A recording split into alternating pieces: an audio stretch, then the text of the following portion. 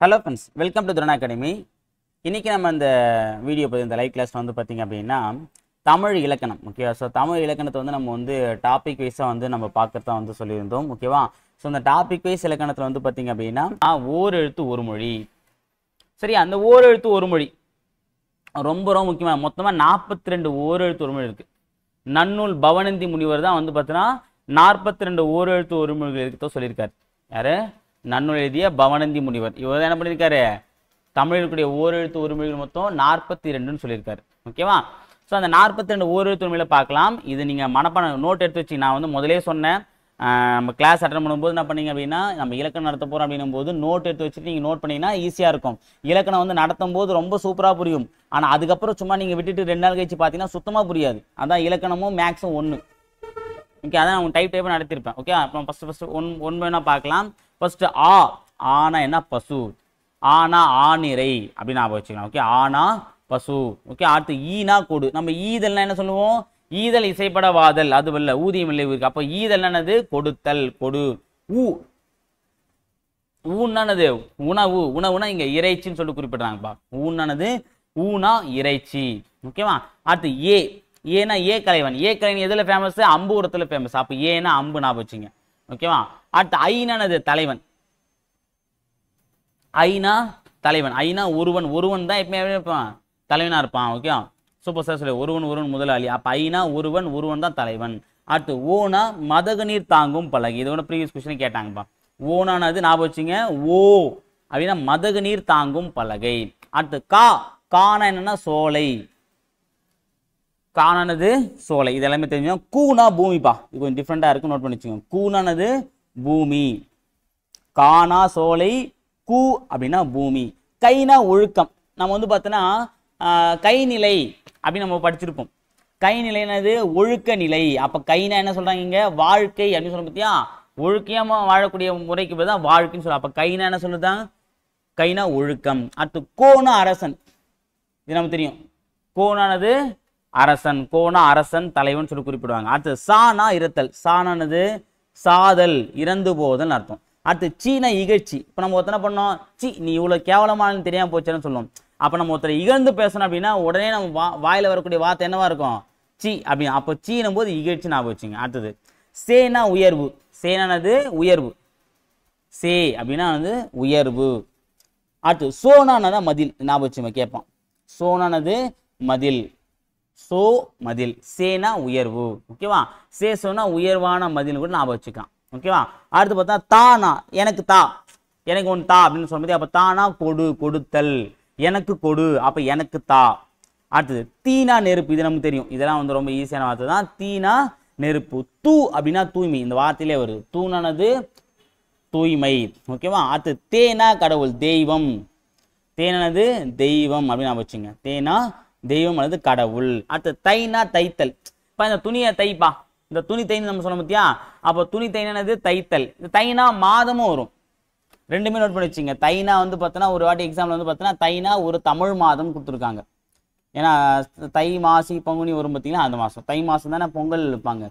Okay, சரி. பார்த்தது நானா நாக்கு. நானானது நாக்கு நமக்கு தெரியும். ஏன்னா சிந்துமே ஓகேவா. அப்ப நானானது நாக்கு. யாகாவாராயினும் நாகாக்க. நாகாக்கன்னா என்ன சொல்றாங்க? நாவை காக்கன்னு சொல்றாரு வள்ளுவரே. ஓகே, அப்ப நானா நாவு. நாவுனா நாக்கு, வேற ஒன்றும் இல்லை. அடுத்து நீனா முன்னிலை ஒருமை. இப்ப நான்னா என்ன வரும்?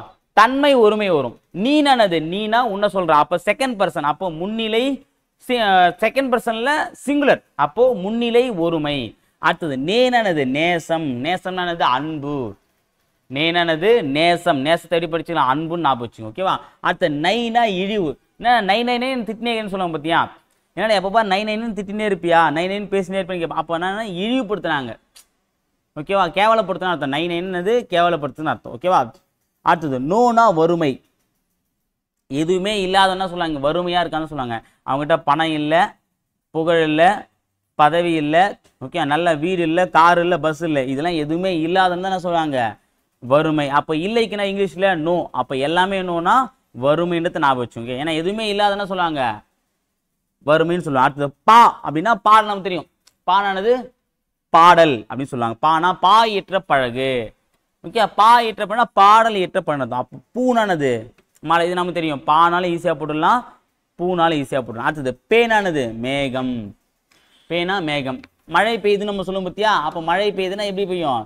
மேகத்துனா மழை பெய்யும் ஞாபகம் வச்சுங்க. ஓகே, அப்போ மழை பெய்யணும் அப்படின்னா மேகம் கருத்து இருக்கணும் அப்படின்னா ஞாபகம் வச்சுங்க. அடுத்தது பைனா இளமை. இதை ஞாபகம் வச்சுங்க, கொஞ்சம் புதுசாக இருக்கும். பைனா இளமை. ஓகே, இப்போ இளமை காலத்தில் இப்போ தான் ஒரு என்ன சொல்லுவாங்க அப்படின்னா இளமை.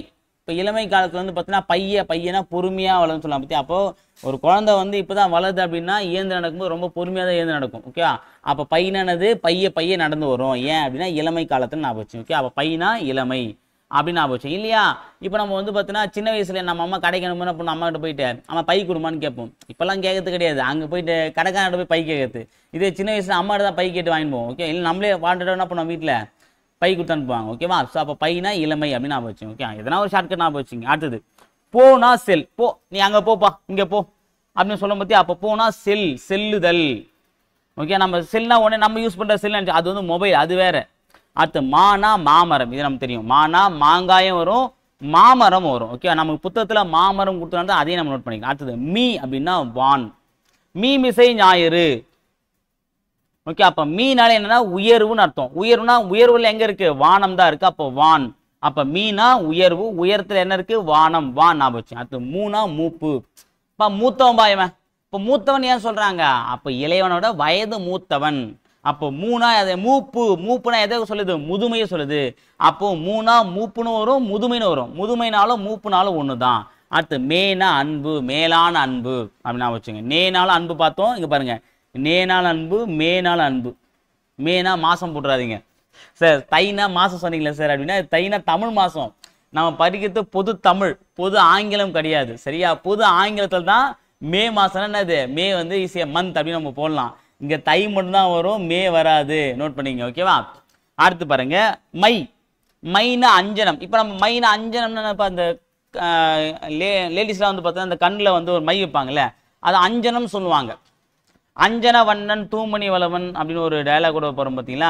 அந்த கிருஷ்ணர் எதை சொல்லுவாங்களா? கிருஷ்ணரை கண்ணனை வந்து பார்த்தீங்கன்னா சொல்லுவாங்க கருமை நிற கண்ணா அப்படின்னு சொல்லுவாங்க. அப்போ அந்த கருமை நிற கண்ணனா அஞ்சன வண்ணன் சொல்லுவாங்க. அஞ்சன வண்ணா கருமை நிறம் அர்த்தம். அப்போ கருமைனா மை எப்படி இருக்கும்? கருப்பாக தானே இருக்கும். அதான் அஞ்சனம்னா மை. அப்படி மைனா கருப்புன்னு நான் வச்சுங்க. அடுத்து மோனா முகத்தல். மோந்து பாக்கத்தை நம்ம சொல்ல பற்றி அதான் முகத்தல்னா என்னது? முகத்தல். அடுத்து யானானது அகலம். யானானது அகலம். ஓகேவா? ஒரு இடமானது அகலம் சொல்லுவாங்க. யானா பெரியன்னு சொல்லாங்க, இல்லை இங்கே அகலம் சொல்லிட்டு அகலமா இருக்குன்னு சொல்றாங்க பற்றி அதுதான். அடுத்து வானா அழைத்தல். இங்க வா. போனா செல், வானா அழைத்தல். வானானது அழைத்தல், கூப்பிடுதல். அடுத்து வீணா மலர் ஞாபகம் வச்சுங்க. ஓகே, அந்த 6th புக்கில் எவ்வளோ பார்த்தீங்கன்னா மலர்களுடைய 7 நிலைகள். ஓகே, அலர் மலர் வி செம்மல் வரும் பார்த்தீங்களா?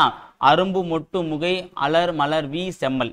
வி வருது பார்த்தீங்கன்னா அது வந்து பார்த்தா லாஸ்ட் ஸ்டேஜுக்கு முந்தின ஸ்டேஜ். அப்போ வீணா இங்க மலர். அடுத்து வைனா புல். வைனா எங்க சொல்றாங்க? புல். ஓகேவா? அடுத்தது வவுனா கவர்தல், வவ்வுதல். இப்போ நாய் கூட பார்த்தோன்னா குலைக்கும் போது எப்படி குலைக்கும்? வவுன்னு தான் குலைக்கும். அப்போ வவுனானது கவர்தல். கவர்தல்னா எதனா வந்து பறிக்கிறதுக்கு தான் அது குலைக்கும்னு சொல்லுவாங்க. அப்போ வவுனா கவர்தல் ஞாபகம் வச்சுங்க. அடுத்தது நோ. பெரிய நோ போட்டா வறுமை, எதுவுமே இல்லை. சின்ன போட்டா நோய். என்னது? நோய். ஓகே, நான் வச்சுங்க. குறியில் நோ போட்டா நோய், நெடில் நோ போட்டா வறுமை. அடுத்து தூ. ஆல்ரெடி நம்ம தூனா என்ன பார்த்தோம்? தூய்மைன்னு பார்த்துருப்போம். இந்த இடத்துல தூ அப்படின்னு என்ன பார்த்தீங்கன்னா உன். ஓகே, உன்னா அந்த உணவு அப்படின்னு சொல்லி குறிப்பிடுறாங்க. ஓகேவா? இந்த 42 ஓரெழுத்து ஒரு மொழிகளில் வந்து பார்த்தீங்கன்னா இந்த நோவும் தூ மட்டும்தான் குறில். அப்போ குறில் வந்து 2 இருக்கும், மீதி எல்லாமே என்னது? நெடில் எழுத்துக்கள் தான் 40. ஓகே, அப்போ அந்த ஓரெழுத்து ஒரு மொழிகள் மொத்தம் எத்தனை? 42. இது சொன்னது யார் அப்படின்னா நன்னூல் எழுதிய பவனந்தி முனிவர். அவர் தான் இந்த 42 ஓரெழுத்து ஒரு மொழிகள் சொல்லியிருப்பாரு. அதில் வந்து பார்த்தீங்கன்னா நெடில் எழுத்துக்கள் மொத்தம் வந்து பார்த்தீங்கன்னா 40 வரும். குறி எழுத்து மொத்தம் 2, ஒன்று நோ, இன்னொன்று தூ. இதை வந்து ஆட்மனோட கேட்கலாம். ஓகேவா? சரிங்களா? தேங்க்யூ.